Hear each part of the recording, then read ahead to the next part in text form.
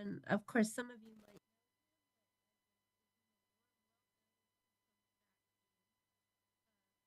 So I will go ahead and call our September 4th, 2024 African American Heritage Initiative meeting to order. So again, welcome and good afternoon, everyone. Ms. Carlin, could you please do the roll call for us? Sure. Chairperson Villa Gomez, Present. Mr. Dura, Present. Mr. Fulton, Mr. Scales, Ms. Beverly Williams, Ms. Sheila Williams,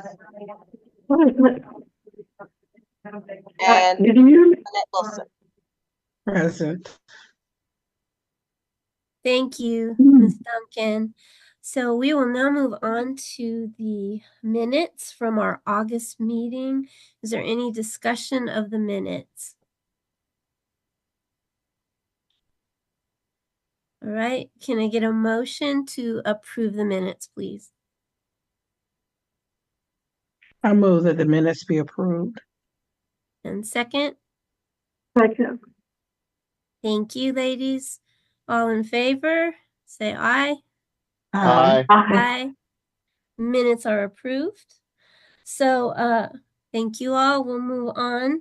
It's so nice to have a quorum. It makes me want to do my happy dance. I'm so glad you're all here. We were initially joined by Mr. Kwame Finney, who I have mentioned several times over the past few months, and some of you know him, some of you have met him. He has done some wonderful work on our behalf over the summer, really moved our project forward in some great ways. Hopefully he will come back on so he can tell you the updates himself, but mainly he's been working sort of under the auspices of the Anderson High School Athletes Association. And so he's made great connections for us. He's been really promoting our project with them. Council Member Scipio, of course, and I have joined him at times. And right now he's serving essentially as one of our subcommittee members. And we are waiting to see if he will be appointed. So he did submit his application to become one of our appointed commissioners and join us. So keeping our fingers crossed that that comes through fairly soon. But I do want to then again, if he comes back in, he'll give you the details. But his work with us and on our behalf really connects to my next item, and that is interview updates.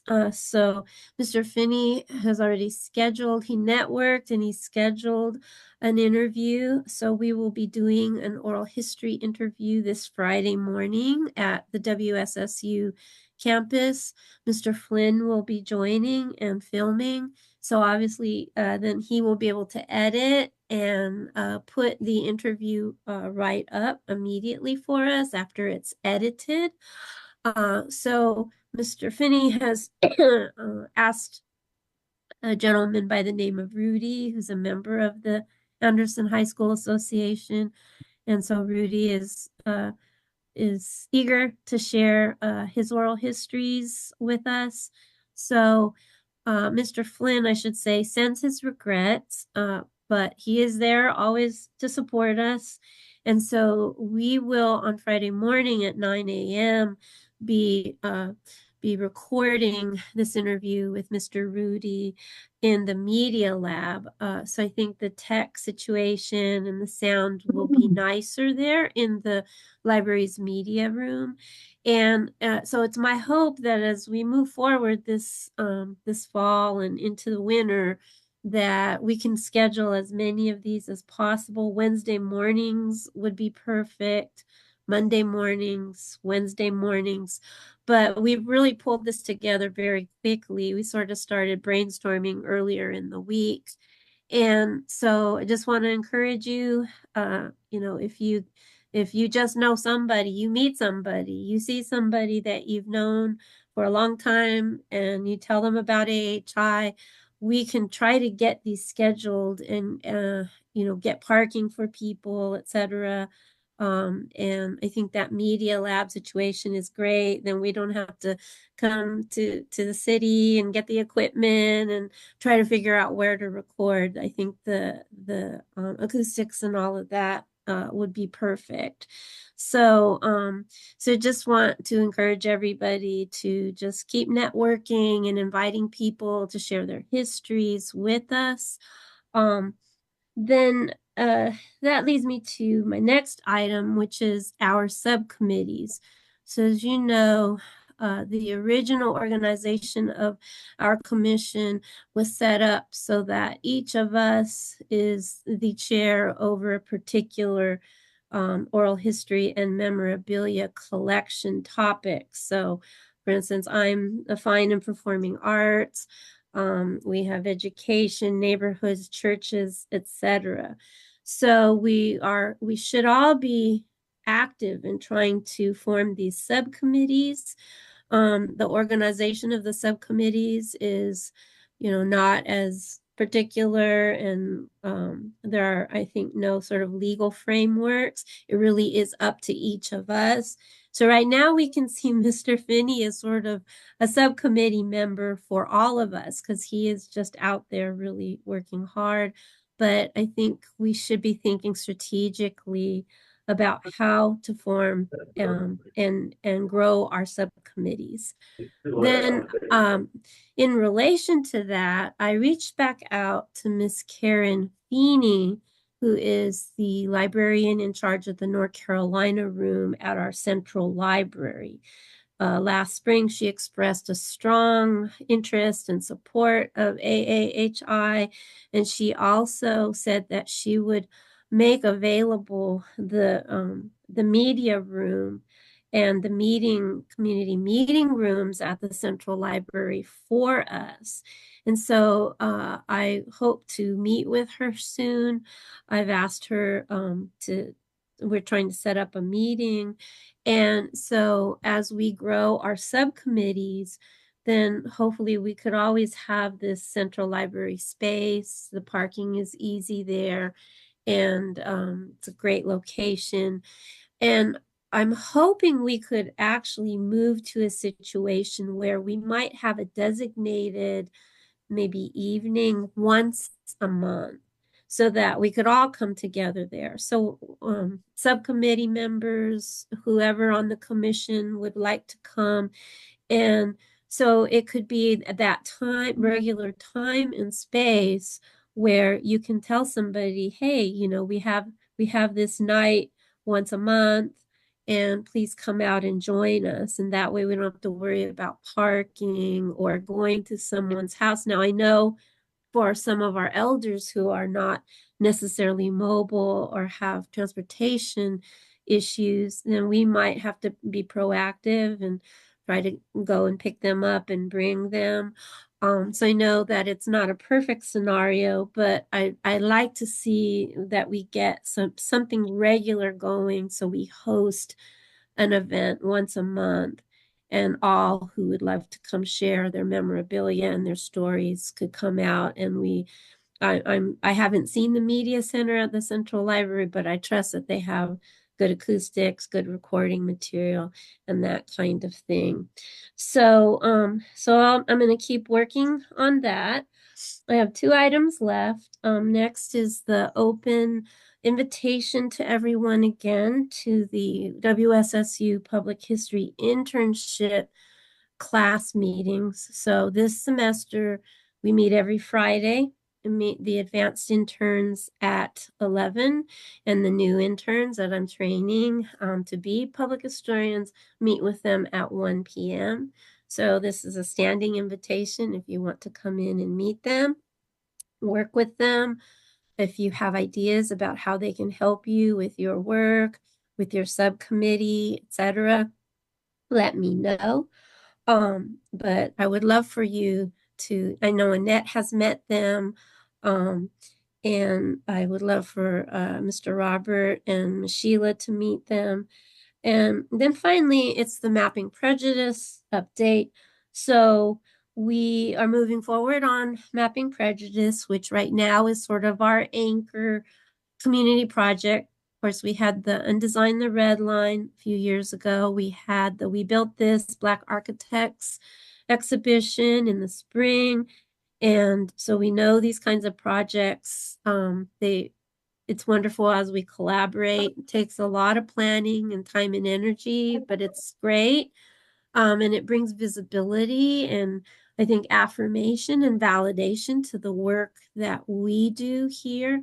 There are all kinds of other groups that have been collecting oral histories and memorabilia, but we represent the city. We represent the city's commitment to reparative justice. And we know that whatever we collect through our commission will then be available in perpetuity on the website of Digital NC. And that makes a strong statement. We're not, a local group that might fall away. We're not trying to collect things physically that could get damaged. We're not going to be archiving things that take 5 to 10 clicks before somebody in the community can actually locate the recordings and the pictures. So there's real equity there. There's real social justice, reparative justice. And so we're not competing with any of the other groups, and working with all of them is wonderful. But I think we're unique, and we should remember our unique mission and how we uniquely serve our wider community, but particularly as we uplift our Black community locally. So Mapping Prejudice is bringing all kinds of partners together, Wake Forest Law, some of the housing advocacy groups, of course, many agencies, state and county and local government, of course, my department, the Spatial Justice Studio. And so I think this is going to be a very long-term project, but it's going to give us the opportunity to really get out in the community. Dr. Smith, who initiated the project and asked me to join him last year, has asked me to serve as a sort of lead on a new community outreach subcommittee. So I'm having all of our interns join that subcommittee, and any of you would be welcome. But as we begin to finally go out and host these meetings where we're looking at the language and the restrictive covenant deeds, that racist language, to find actual deeds, we're developing the tools to educate groups and individuals. And as soon as the University of Minnesota sends us the deeds after they've run them through their program, we're going to have a couple of years where we'll need lots of help, lots of partners, lots of people participating and reviewing the deeds that they send back to us. And so anytime that we're going to host any of the meetings to review these deeds, those will be opportunities for us to serve our community, especially to remind everyone that we have this beautiful project and that everybody's story is precious. Everybody's story should be collected. Everyone in our African American community has something to share. That's a real treasure. That's a real golden nugget. And so I'm looking forward to all of this. And so again, it's great that we have another anchor. And of course, it's not all that we do, but it's helpful when we have these anchors. So it looks like our friend, Mr. Finney, did not come back on. I will make sure I call him and give him updates. And hopefully next month, hopefully we will actually see him as an official commissioner with us. But that is what I have to share for now. So thank you for listening. And we can move on to our department updates from Dr. Christian and Miss Duncan. Awesome. Thank you, Dr. Chair. Again, good afternoon to everyone. So, as you all are aware, we have been working with the mayor's office and the city attorney's office on the AAHI committee chart. And so to date, what I want to share with you all is we have 2 vacancies for the AAHI, and we also have 3 who are currently on the AAHI who are slated to come off as of August of last month. Those individuals are Mr. Donald Scales, Miss Beverly Williams, and Miss Annette Wilson. So we will work with the mayor's office to get the 3 slots filled as well as the 2 vacancies. In the interim, those individuals who are still on the committee will continue to serve on the committee until the replacements have been approved. That's what we have with the chart, AAHI chart. Also, Ms. Duncan did reach out to all committee members to request dates and times, in-person meetings, and from the information she was able to ascertain, only one person responded to that. So we will continue to listen and look for responses for that. And that's all I have at this point. I thought I responded. It was when she sent out the second request. Did you get my response later? It was late, but I think Ms. Sheila had responded, and then I responded. Even though that might be mute now, considering the information we just received. I'll check. I wanted to thank Dr. Christian. I didn't realize I was muted, but thank you for that update, that important update. And I did want to say, as I was thinking about this week, because Miss Annette Wilson has contributed so much. She currently serves as our vice chair. This is how I started getting to think about the subcommittees. She's committed so much and contributed so much to us. And I think that if Annette, if you could continue on in a capacity as a subcommittee member, we would absolutely love that. And we could figure out how to do that as we try to formalize and organize these subcommittees. But it's just a thought, because I think with all that you've contributed and as enthusiastic and dedicated as you are, if you were able to continue on in a subcommittee role, that would be wonderful. So I just wanted to put that out there. And I do want to thank you for Sure, and I'll be glad to, if once that's formalized, to serve, because I am interested in us at least following up with those people that signed up Juneteenth to get their interviews scheduled and or completed. Yes. And now that we've formalized at least the process of doing those interviews on our campus, and hopefully we can do something similar at the Central Library, I think people would be more apt to say, yes, thanks for reaching back out to me. I can meet you at the Winston-Salem State campus, or I can meet you on such and such an evening at the Central Library. I think that will just make it a smoother process. So thank you, Annette. Are there any city staff updates?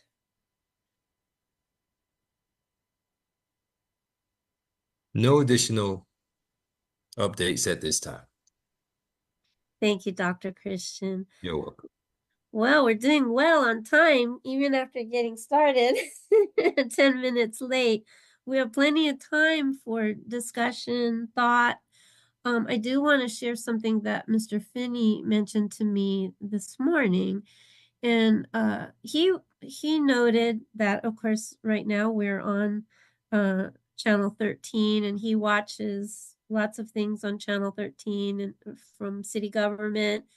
And he wondered if it could be a good way for us to publicize what we do, to consider if we can legally do this, actually sharing some oral histories that we record, some that maybe we've already put up on the digital NC website, if not some new ones that might be coming in. So he suggested that we would use the Channel 13 option if it's available. And so I thought that was a really great suggestion. I had never thought about it. And then over the course of our discussion, I started thinking about our one web page. There's that web page that where there several of us did interviews that are recorded, and they're on that web page. So Miss Annette Wilson did one, Councilperson Scipio did one, Mr. Flynn did one. I did one, and Miss Linda Dark did one. So I'm wondering whether we could start sharing some of the oral histories that we record, if we could share them on the website. Now, I know there can be legalities to work through, because when people sign the release form for their oral history or their memorabilia to be shared, it's specific to the digital NC archive. So it would be different putting something on Channel 13 or on the city's website. But I just kind of wanted to put that out there and see what Dr. Christian and Ms. Duncan think, and then also what the rest of the commission thinks about in terms of some new ways that we might try to use to market and spread the word about who we are. I know Annette Wilson was concerned about this and brought the same sort of issue up back in the early spring. So maybe we can just brainstorm a little on these issues. Any thoughts, Annette or Robert or Sheila? Any thoughts about moving in some new ways to get the word out about who we are and what we do? Well, I think since we are we're at this stage where you're recruiting new members and trying to revitalize that, possibly we did a segment one time about, just what the board was, and to try to generate interest. This might be a good time to do that from the aspect of, if you're interested, not only submit your memorabilia, but you could submit your name or that kind of thing.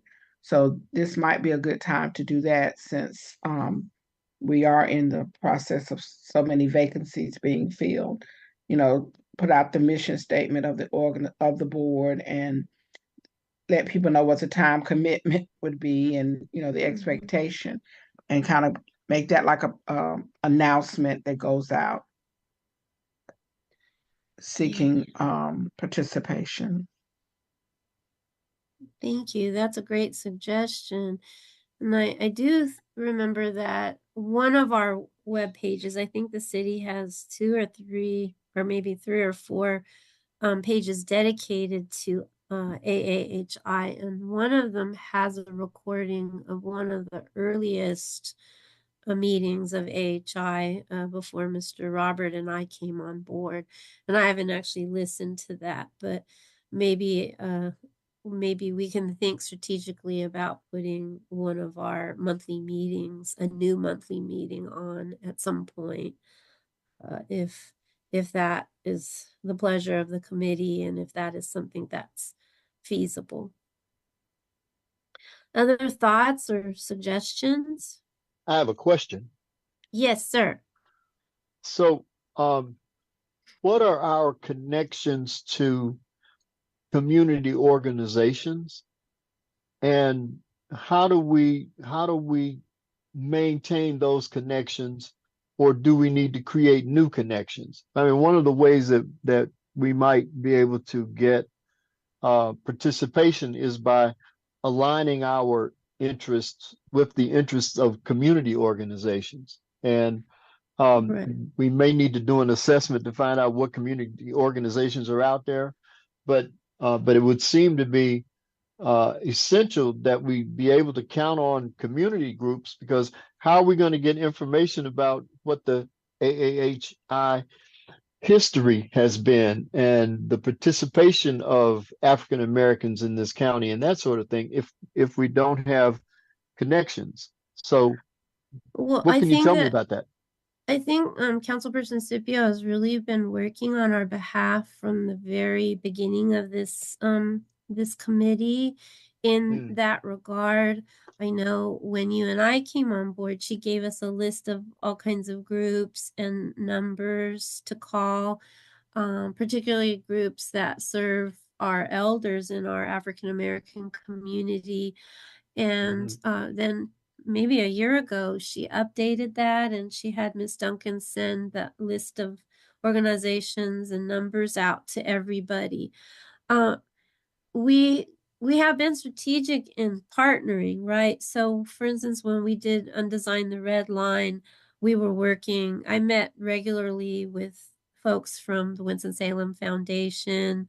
Of course, last spring, Annette and Sheila and I were meeting regularly with and Erica Simon as well, with Michelle and Heather from the Historic Resources Commission. So of course those are official agencies, but anytime we're partnering up with official agencies, they're usually connected to community groups. So of course we've had that support of Winston-Salem Foundation with this new Mapping Prejudice. There are all kinds of community advocacy groups, not just official sort of institutional offices and agencies, but real community sort of grassroots groups. But I think the work Mr. Finney has done on our behalf over this summer, very strategic, very focused, working within that alumni association, constantly at every monthly meeting and using email and text to just get the word out, and really encouraging specific individuals, because he has 2 or 3 other people lined up. He actually did, I believe, one interview on his phone for us, and then that individual passed away. So he's going to be sharing the recording with Mr. Flynn, and we're going to see how we could get that added. But I think it's more about how we can each work, I think, very strategically with certain groups. If there's a group we are somehow connected to, we're invited to join, to engage, what can we do as we network there? Because Mr. Finney's work just with the Athletics Association is I think within the next few months, we'll have several really precious, really interesting, relevant oral histories from the work he's doing there. So, all of us are connected to different groups, whether it's churches or fair housing groups or, all different range of things going on, right? And so I would just encourage you to, if you are in sort of official meetings with those kinds of groups, see if just kind of discern who you think would really be wanting to contribute and would feel confident and happy about sharing their history. So that's, I think we need to maintain these kind of anchor projects, community projects that connect us with other groups. But we also need to somehow engage more groups like Mr. Finney and the Anderson High School group, because great things could come out of those kinds of partnerships. Well, so let me ask you this. Um, I'd like to actually have a sit down with you and Okay. sort of get a lay of the land, like like like really upfront and personal, Right, so of that course. so I can actually make some contribution to the work that we're doing. I feel like I haven't been able to contribute or haven't contributed and would like to actually do that because uh, I'm not a person that likes to be in a group. Wherever the group is going is where I'm going. I like to be in a group and and kind of take on things that make a difference for the group. So that's what I'm looking for Thank you, this year. Robert. And you and I were sort of on a roll moving into Juneteenth, and immediately after that, we were sort of dreaming about what we could do, particularly Yep. in the area of education. And then, of course, I ended up having to deal with my mother's near-death situation, and I was Right. away. And to tell you the truth, Mr. Finney's work was really an answer to prayer because I was really grieved. It just hurt me in my spirit, my soul, that I wasn't able to do the work that I had planned to do in July and August. I had planned to Right. try to call all the people that Miss Annette had signed up for us, and then I just had that situation, and so that kind of threw a wrench into everything. But Mr. Finney's work really was an answer to prayer and sort of gave us that momentum. And I also think there was strong interest, as I shared last month. So when on behalf of Mapping Prejudice, we went in, we were asked to do 2 workshops for all the high school teachers in Winston-Salem, Forsyth County. So we were over at Atkins High, and lots of the teachers were very interested, not just in the Mapping Prejudice, but in AAHI, and we made sure to use that workshop as an opportunity to let them know who we are. And one of the ladies who's in charge of, I think, the Black Coalition and honors within the system was the person quoted. I think, highlighted what she and her son said, and they were quoted in the newspaper about the We Built This project. Her son was just so taken when he saw it over at um, the annex and at the farmers market. And so I think, Robert, with your background in education, educational administration, your background in curriculum design and pedagogy, and all the wonderful things I know about the work you do, I think you could be a wonderful point person to work with school teachers. And it could be, organizing storytelling of certain elders, and we could go in and record the storyteller and either the children or the teenagers. But that's just one thought. And now that things have settled down on my side, we could brainstorm about the sort of educational angle, because I think you would bring a lot of credibility. The school teachers would enjoy working with you. They would respect you for both your educational expertise and your real hands-on work that you have done as a school principal. So that's just one thought, but Okay, you could that pivot makes in a sense. lot of ways, because I Well, know I've learned so much from the stories you've shared with me about your own family. And I think we need to interview you and record some of your family stories that you have, and they will really contribute so much. I'm willing to do that, and um, I want to actually set a time for us to talk offline.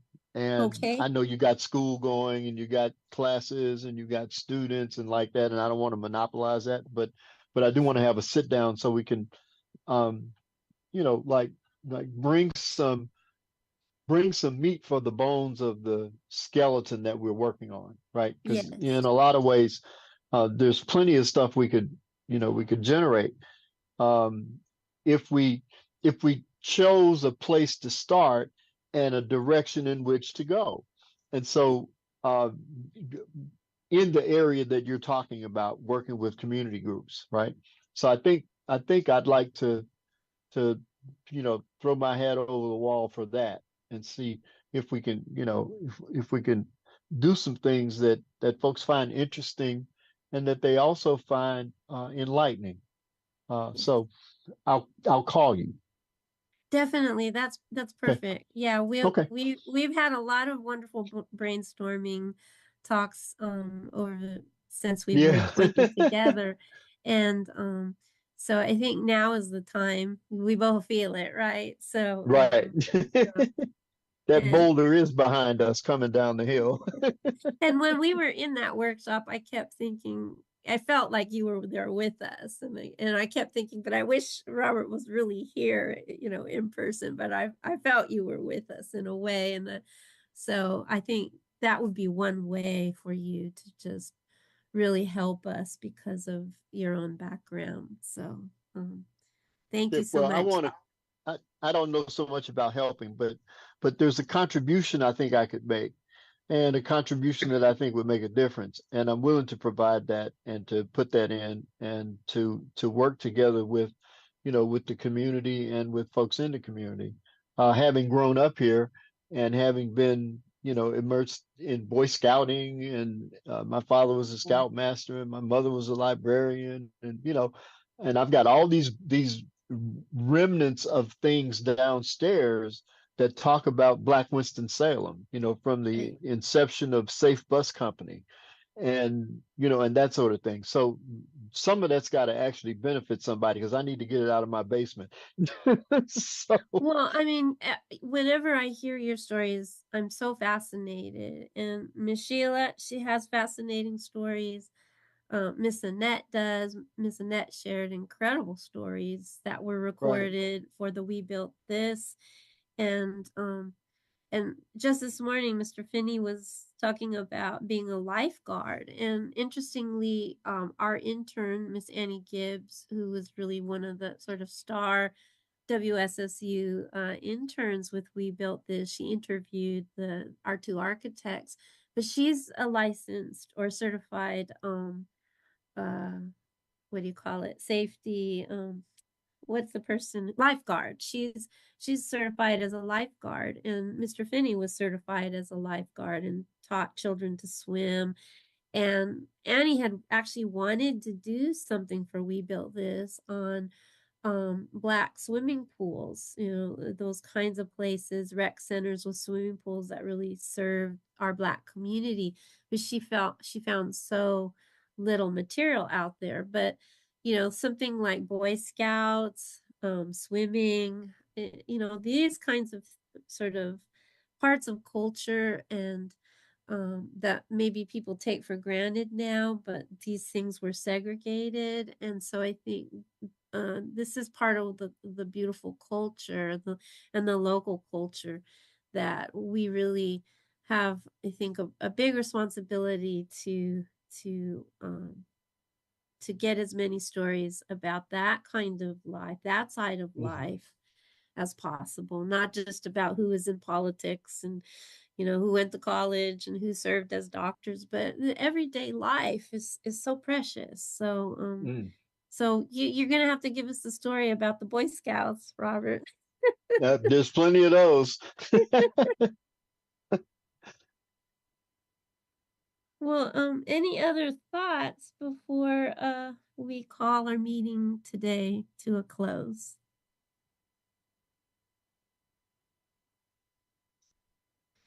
All right. Well, thanks again, everyone. Thank you, Dr. Christian. Thank you, Miss Duncan, for all you do for us to support us all the time behind the scenes and right in front of us as well. Thank you, commissioners, fellow commissioners, for joining today. I know that the next monthly meeting, if we stick to the Wednesdays at 2, will be October 2nd. So Wednesday, October 2nd is likely going to be our next AAHI meeting. Well, it has been a pleasure to have been on the board, and I wish you all the best. Thank you, Miss Annette. Well, we've been so blessed and so challenged in great ways by you, and you've served us in so many ways. As vice chair, you also were our rep for the historic markers, and so we really are looking forward to having you continue on in a subcommittee capacity, and so thank you so very much.